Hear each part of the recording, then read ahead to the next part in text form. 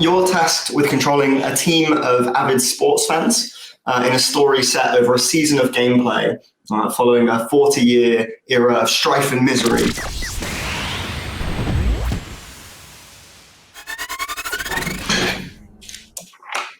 Hi, I'm Neru, one half of Buried Things.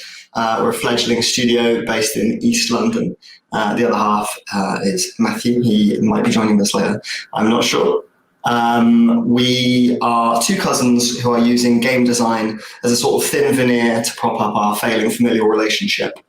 As our studio, this is our first proper release. Between us, we've worked on tens of projects, and we've released 4 short free projects.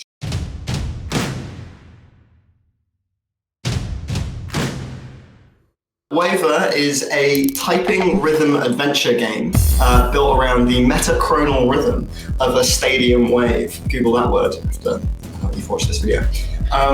You're tasked with controlling a team of avid sports fans in a story set over a season of gameplay following a 40-year era of strife and misery caused by a World Cup loss many moons prior.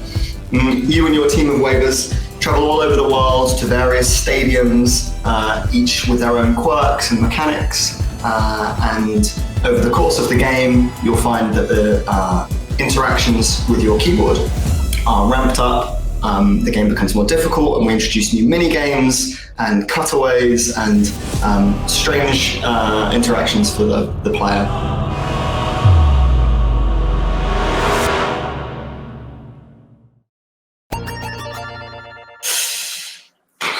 Yeah, it has. It's been a few months since we worked on that trailer, and it's always interesting gathering footage for the trailer, trying to work out how you can summarize the game as quickly as possible. So let's have a little look at how the game works, the kind of things you'll be doing, and rather than me explaining it to you, let's have a little visual aid, and we'll look at a gameplay walkthrough. So as you can see there, it's only a brief thing, but we do support 5 different keyboard layouts. So this is a universally playable game. Step 1, obviously, in any good sports game is defining your team. We've got a randomizer here with a couple of fun little in references, but you can name them whatever you want. In this instance, we're calling them the Festive Cockneys, as this is the London Games Festival. And of course, pick your scarf colour. It's very important that you be able to represent the team with an accurate scarf colour. So these are your wavers, and you're going to get used to these guys after a while. They all have their own distinct personalities that will come through over the course of gameplay. You can kind of see on this menu here, the sort of central premise of the game, I don't know if it was apparent to you, is that each of the characters lines up with a key on your keyboard. And you actually have 26 individual inputs, as you might anticipate from the length of the alphabet. Which sounds overwhelming, but I mean, typing, I guess, is kind of overwhelming. It's a surprisingly intuitive feel. If you've typed before, you can play Waver. And I am not a particularly good typist, and I'm okay at this game. It's actually really funny to see me and my cousin play this together. We're introducing a central conceit here. Press E. It's a good reveal. I hate to spoil it for you all, but I do think if you're playing this game, you're probably aware of what it is. So one of the things that this game sort of weirdly aids in, and it's not designed to be edutainment, it is entertainment first and foremost, but it does help you touch type. I do look at the keyboard less after having worked on this game and played it for playtests than I used to. I wasn't hunt and peck necessarily, but I wasn't exactly the fastest typist in the world. And part of the joy of this game is that you should be able to play it straight out of the bat, more so than even an average video game. There's no camera control.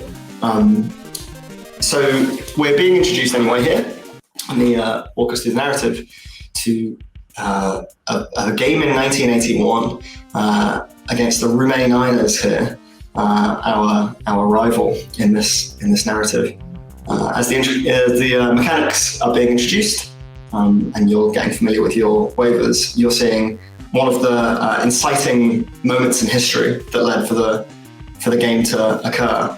A terrible event where the Festive Cockneys had the lead, and then seconds from the end, it all fell apart. And unfortunately, the club was marred forever with this great loss so close to completion. And as you can see here, the Roumain Islanders are just running away with it. It is possible to win this game and create a parallel shift in the time-space continuum, but we'll leave that to you to see how that plays out. And so, as a result of our failure, we get to watch our poor downtrodden fans deal with the fact that they, as the fan base, are fully responsible for the loss. The team blame the fans blame themselves, the developers blame the fans. Ultimately, it is your fault that your team was not able to succeed on this fateful day. And we've got a short cutscene explaining how that all plays out, which I will let play out here briefly.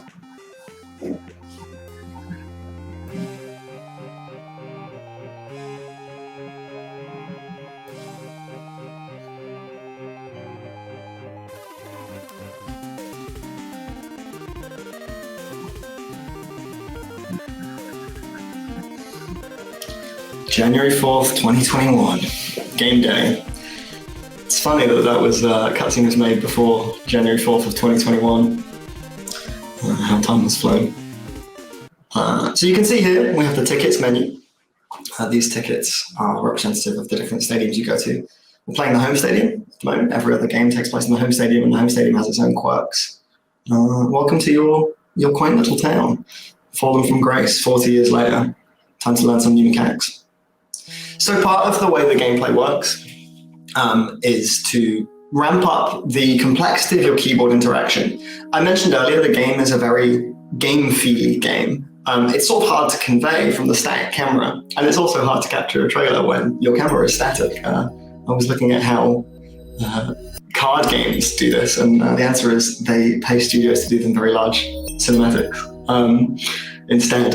But you can see basically the way that the game is played is to kind of convey you some information very briefly and to allow you some time to get used to looking at your keyboard or positioning your hands and understanding intuitively where these things are.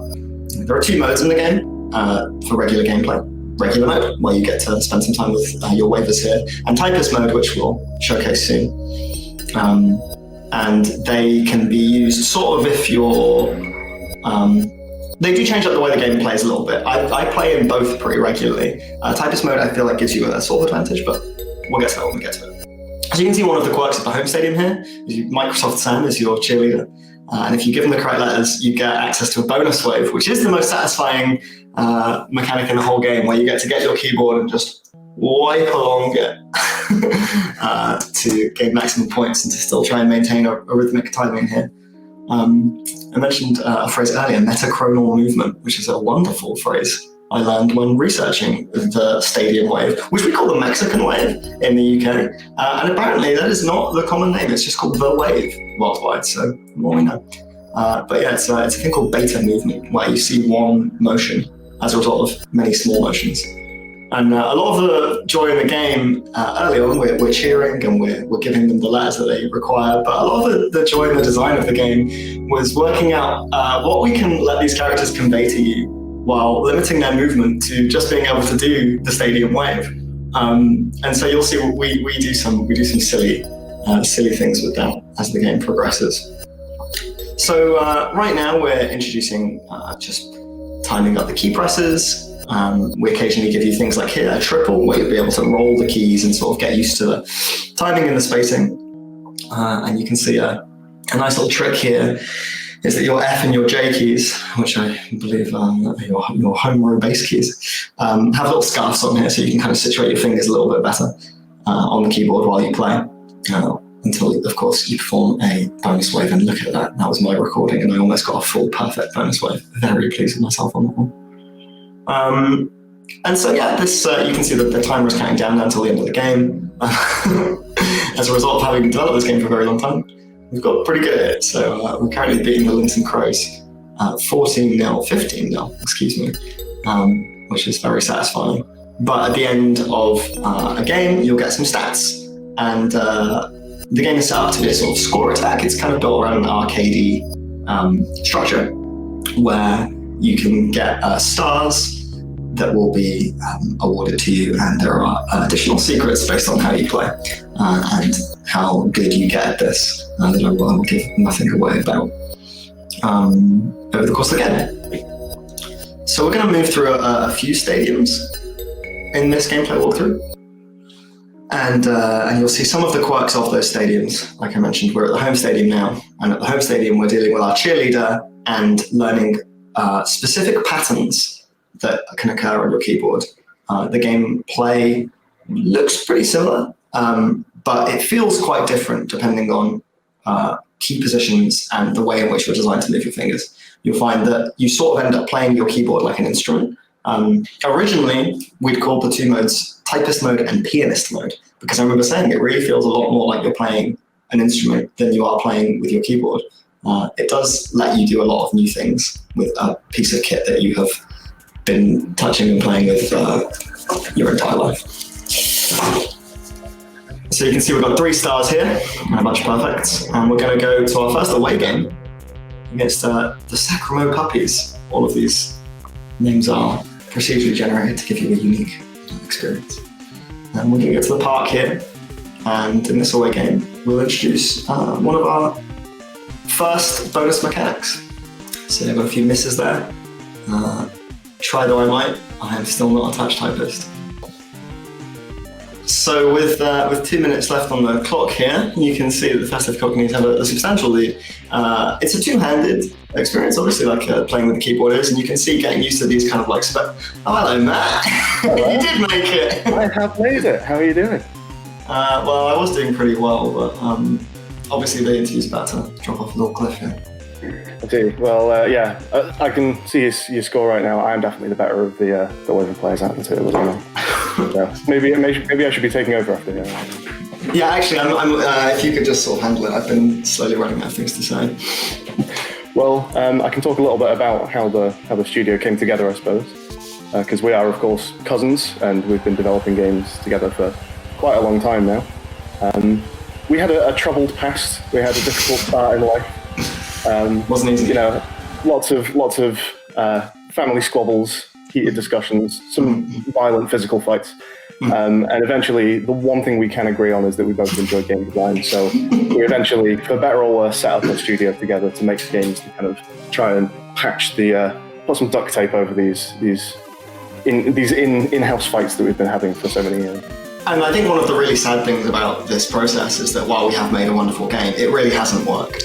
I haven't learned to love you as a person. No, I think maybe things have actually got worse over the course of making this game. If you look at the notes that we leave every time a new feature gets pushed to the game, more and more capital letters are used. The words get more and more vicious, quite toxic actually, some of the things that I've seen you writing on there recently. It's a truly horrible office environment. This is our cave level. So as you've seen, we kind of go all around the world into different environments, and this one's not even in a stadium anymore. This is deep inside a cave, and the power here is not particularly reliable. Occasionally the lights go off, and I quite like this little mini game because it's the first mini game that really breaks up the pacing of the game. The Mexican waves going round and round the stadium are pretty relentless up until this point, but this is the first mini game where everything kind of takes a little break. The lights shut out, and then spotlights start appearing on some of the guys, and it's up to you to try and remember the order that they appeared in these little spotlights. So you can take some time, you can try and memorize them, and then you have to try and do a wave in the order that you were shown. And if you get that right, you'll be awarded with a bonus wave. So there's a couple different ways of playing the game. As you've seen up to this point, you can have a stadium full of very realistic looking people. But if you would rather play where you can actually see the letters of each of the individual characters in your faithful crowd, then you can switch over and play in Typist Mode, and Typist Mode gives you the full alphabet there. And it will also be correct to the keyboard that you're playing on as well. So if you're on a standard QWERTY keyboard, you'll see it like you're seeing here, but you can always change out to a different keyboard if you prefer. And this can help possibly with some speed training if you want to be able to hit those keys as quickly as possible. If you find it easier, then you can always switch over to this mode. I think some people have given us feedback that they find this mode more fun as well, so it's really down to the person. Yeah, I play with both, and I haven't worked out which one works better for me. Sorry to cut you off. Okay. Yeah, I think we consider the guys mode kind of the purest mode, and perhaps the more difficult mode as well. But it's really down to you which mode you want to play it. So we're getting a little further into the game now, and things are getting more difficult. We've kept this in Typist mode so you can see what's happening here. But we are in this massive ski lift, because come rain, hail, sleet, snow, or ski, the game must go on. You can see one of the mechanics we have on this level here is the fake gunman. He's got a little flag gun, and he will aim at someone in the audience there with his laser sight. And he doesn't show in Typist mode as naturally, but you have to put your hands up. Obviously, you are being held at gunpoint. And in order to successfully get this event, you have to see where that laser sight is, which sounds very straightforward, but rest assured, it is not. It is a lot harder in the heat of the moment to work out where that sight is pointing. It's actually one of my favourite mechanics. So here comes one of the final levels in the game, and one of the most difficult for sure. We've now split your keyboard, as you can see, into a left and right half with this gap down the middle. But those people down the middle, that is not the middle keys on your keyboard simply not being used. All 26 of your keys are still there and available for use. It's just that visually they've now been separated, and that does make things much trickier than you might first expect. It's time, ladies and gentlemen, to take flight and finally do battle in space.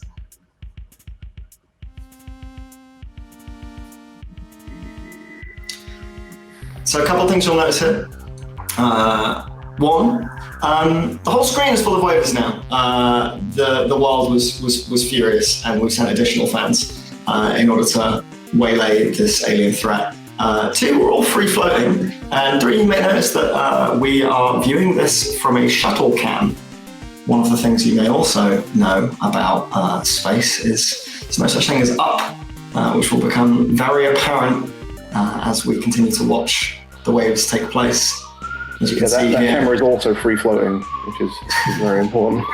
It is, and we get waves now coming from every direction, as gravity has no meaning. Left and right, up and down, and these patterns are absolutely brutal. This is the level we've tuned the most, because at one point I think I was simply unable to complete it. It's so difficult. And I think that's the great joy in this, that this game is, it's fun, it's silly, it's colourful, but it's going to take you to task, and there'll be a great joy in that, I imagine. Ultimately, we have blended some difficulty with still a fairly relaxed and easygoing game, because even on a difficult level like this, there's no real harm in not doing well, and will still allow you to advance through the game. So there's no lose condition where halfway through, if you're not doing well enough, we'll just kick you back out of the menu and tell you to go again. It's really up to you how much you want to practice a level and how much you want to try and refine and get those high scores. Thank you, everyone, for checking out Waver.